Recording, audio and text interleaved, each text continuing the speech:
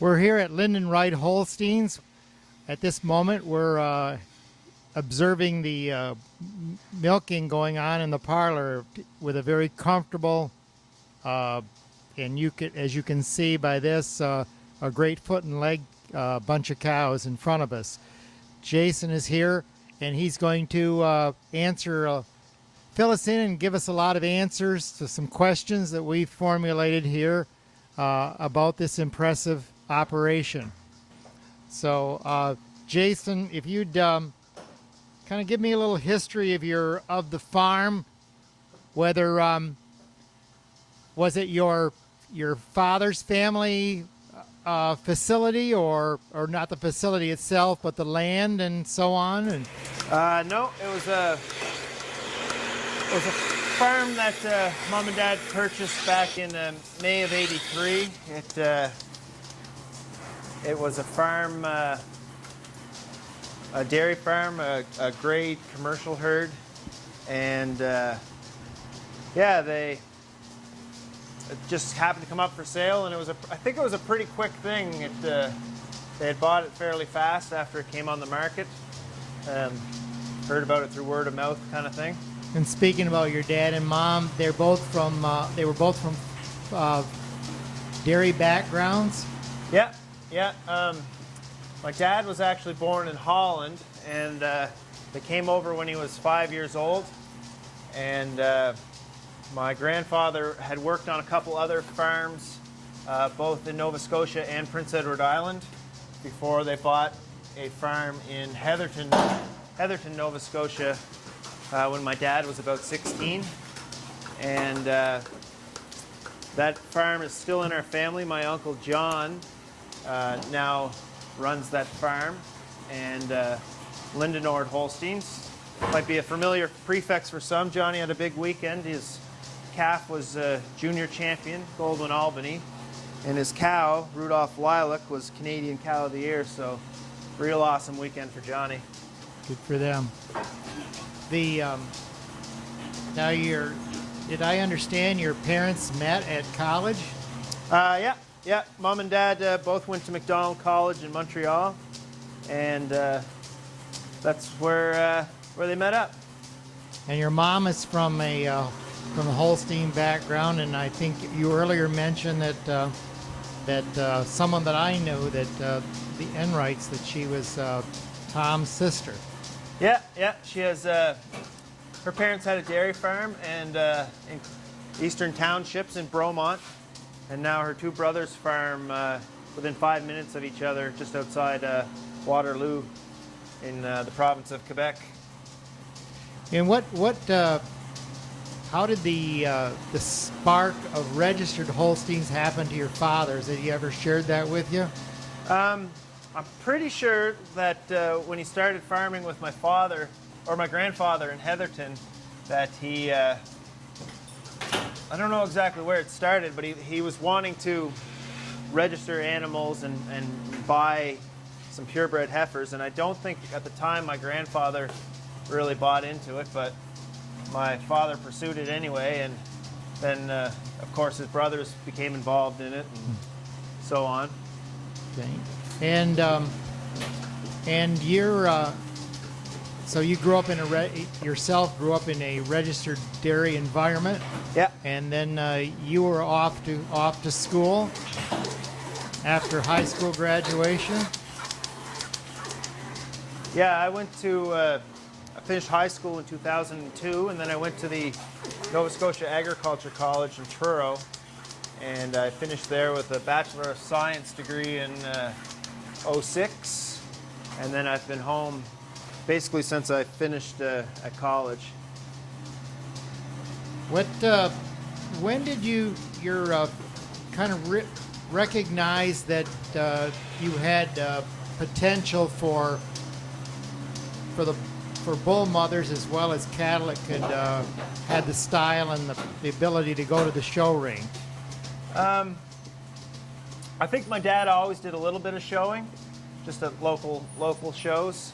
And then the bull mother, we had that Eagle Liberty cow we were talking about at the time, like, she indexed quite well, and her daughters did, especially a daughter, Conquest Liddy, that had put a couple sons into AI. One of them was Lindenright Lightning, who was a superior type sire. So it kind of was something that just kind of built, I guess. And I guess in more recent years we had, I guess it would be a grandson from that Conquest Liddy, a bull by the name of Lindenright Applause that was excellent extra, and a bull that's done quite well for us. So we've had limited involvement, let's say, but we've had a few successes, so it makes you want to continue down that road. At present time, like how many bulls are you sending off to AI? I think we currently have 4 or 5 young sires in that would be grandsons of the Morty Delisio cow. And then I guess we'll see how it goes this summer, but we have contracts for several members of that family, and a lot of pregnancies coming right away, basically. Obviously, using Goldwyn was a wise choice on the Morty. Yeah, I'm not exactly sure. Like, I was away at the time. I was in university, but yeah, for some reason Harry kept using Goldwyn, and we'll have to ask him that one. But it turned out pretty good. We've had a lot of luck with Goldwyn, as a lot of people have. He seemed to work on almost everything. So, been a real, quite an impactful. Speaking of sending sons to AI, the advent or on the scene of genomics, tell us how, your thought process and how you embraced it. I think genomics is kind of like any kind of change. Like, there's some resistance to it. So at first maybe we didn't use a lot of genomic bulls, but then once you started to see calves buy these genomic bulls and we liked them, we slowly used more and more genomics. Now I would say probably half of our flushes are to genomic bulls. Initially when we started with genomics, I was always using genomic bulls from good cow families. So just to give myself a little more security, I think. But we've been happy with the results. I think our oldest calves that we have based on genomics are now bred heifers, so I guess we're not that far away from truly seeing the potential of it. And as far as testing the females of your own, how has that evolved? It's been pretty good. Like, our Morty Delisio family genomically tests well, so in that regards, genomics has helped us. So because they've tested pretty good, we test all the family members from her, and then I'm testing any calves born by bulls that I think the calf has potential to have good genomic numbers. So there's not too many that we're not testing now. What, speaking of using some young, genomic bulls, what are some of the bulls you're presently using in the herd? Well, we flushed a cow last week with Marbury Facebook, a man-o-man out of air raid.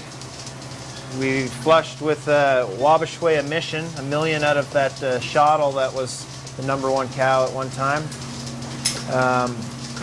We've used some Shamrock lately. I'm waiting for this son coming from CMEX, this Numero Uno, who I think is #1 in the States. So, and he'll work good for us because most of these man-o-mans are out of Goldwyns, which for me is not very useful, but out of a shottle will be good. And Turning to your flush program a bit, how many, in the course of a year, how many animals do you flush? not really sure on the number of animals. I would say we probably average a flush a week. Flush a week. For the year. What's your approximation of heifers to cows? 3/4 of it is probably cows, and we probably flush, I don't know, 20 different cows, so maybe you do 5 or 6 heifers. Like our first heifer that we did purely based on genomics was that Planet heifer that we were looking at earlier.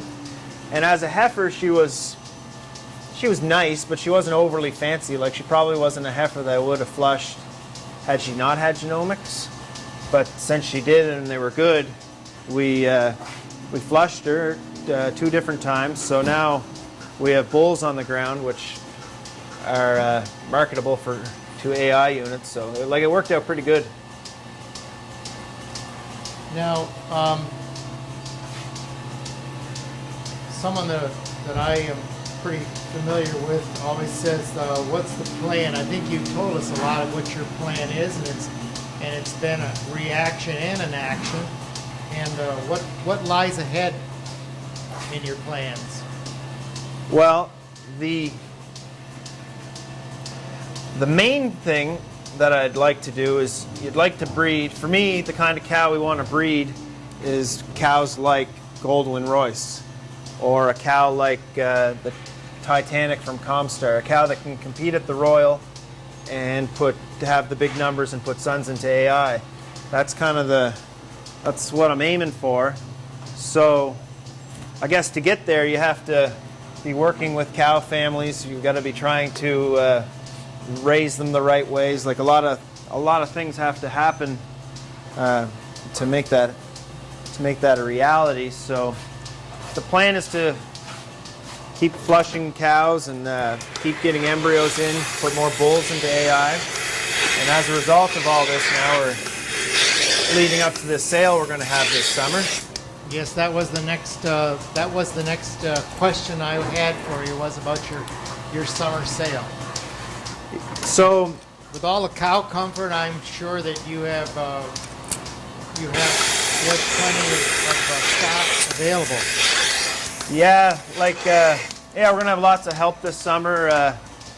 We're gonna calve out an extra amount of recips and good young junior 2s for the sale. So you definitely have to have some good people around.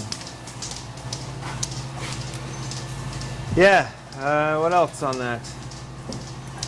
Like, I guess after a while, once you do a lot of flushing, you have a lot of animals that have the potential to be flushed. Animals that have good pedigrees, that are good individuals, that kind of thing. And you just physically can't deal with all those embryos. We find it really hard to market embryos, or any amount of embryos, and you just can't be building a big inventory. So I had said to Mom and Dad probably about 2 years ago that I think we should have some sort of a reduction sale, sell off some of these animals, let other people develop them, and and narrow maybe our own focus here on the certain individuals we really we're going to continue to work with and to develop. So sort of a win-win. I mean, it's a win for you, and it's a win for the people that have had the opportunity to obtain some of your genetics. Yeah, there's absolutely nothing wrong with someone developing and enjoying working with a Lindenright cow anywhere across the country or anywhere in the world for that matter. Being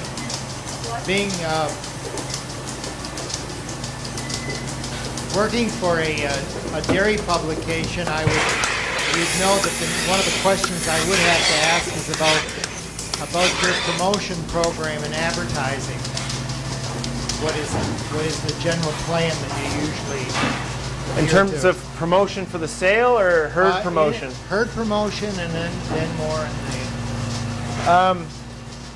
the Well, we've never, like, it's kind of a new thing for us too. Like, we haven't done a whole lot of promotion. We had a website a couple years ago that kind of fell to the wayside, and recently we started it up again, working with France Lemieux, and yeah. So I mean, the website's really good now. We update it regularly. We can do the updates ourselves. So I know as myself, and I assume a lot of young people are the same way. You do a lot of research or looking on the internet, going on your website and other Cosmopolitan websites like that, information websites, a lot. So I think the internet is a big source for marketing, and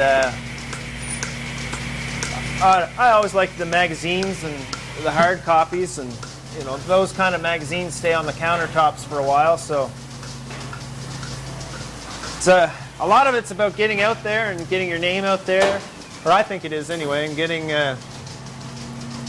your cows out there to shows, to AI centers, to. I think it's that old word branding, isn't it? Yeah, yeah, yep. If we could all do what Nike or Coca-Cola or somebody like that does. Lindenright. Yeah, we'd be doing something right. So we've got